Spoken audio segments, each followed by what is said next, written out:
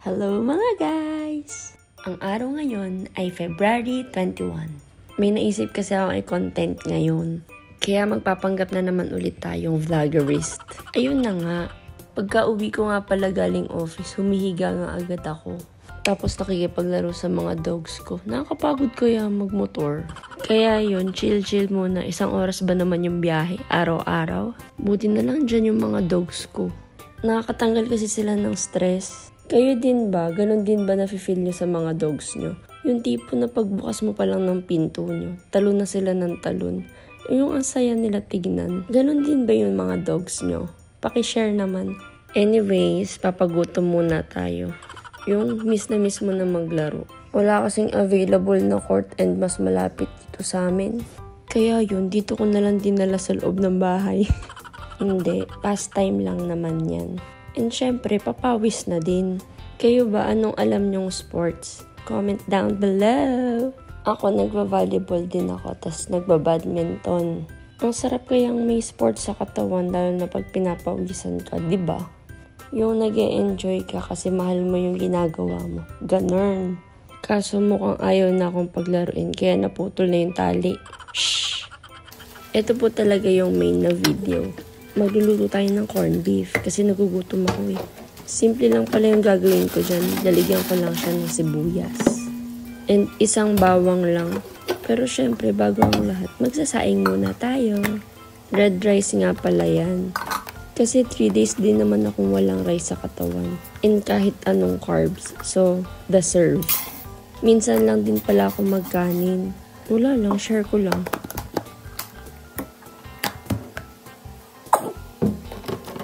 And hugasan na din natin yung rice. Syempre, 3 beses natin itong hugasan para sobrang linis talaga. Kasi diba, tayo mo ang dumi-dumi. Kayo po ba, nagre-red rice or nag-white rice? Para sa inyo po ba, ano yung mas masarap? Red rice or white rice?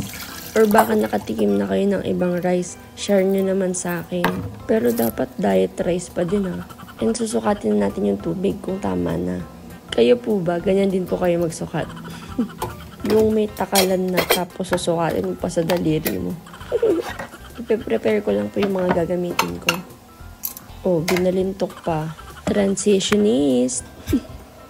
Another one. Pinapanindigan niya talaga yung pag-iisang kamay. Kala mo naman kaya. Hindi na nakatiis, nilapag na yung phone. Let's start.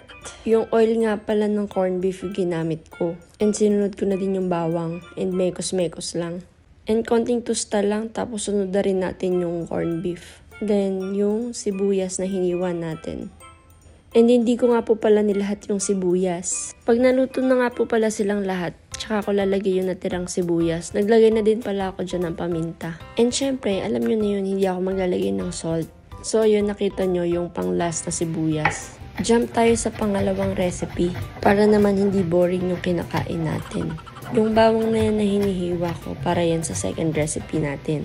Mga 4 na piraso lang yan. Kailangan ko yung texture ng bawang is yung sobrang pino para mabilis lumabas yung aroma niya. Kasi mabilis lang igisa tong second recipe. Pino! May isa pa tayong recipe. Iba-blanch ko lang to tapos eat na tayo. Kain tayo. Igisa ko lang siya sa bawang. Tapos, konting salang lang. Check it out. Hirap mag-isang kamay. Gusto ko sana iparinig sa inyo yung tilamsik ng butter. Kaso ang ingay ng blower ng lutuan. Kaloka. Naglagay na din ako ng butter. Pero masarap. Mga 1/4 pala yung nilagay kong butter. And then yung pinino natin na bawang. Dapat maraming bawang mas masarap. Pero depende din yan sa inyo. Ako kasi yan trip ko eh. And lagay na natin yung maliliit na Baguio beans. Ano po bang tawag dito sa maliliit na to? Basta anak siya ni Baguio beans. Comment nyo na lang kung anong name niya. And going back, mekos-mekos lang. Basta pag nakita nyo ng dark green, luto na yan. Hindi na din kasi yan masarap pag overcook. And syempre sayang yung butter, panlasa pa din yan. Dapat walang sinasayang, sinasaid yan. And ayan na po yung finished product. O siya, you know the rule. Syempre, paki-like, share, and follow na din. Do share, do share, do share. So hala, kumain na tayo. Kumuha ka na din ng kanin mo at bibigyan kita ng ulam ko.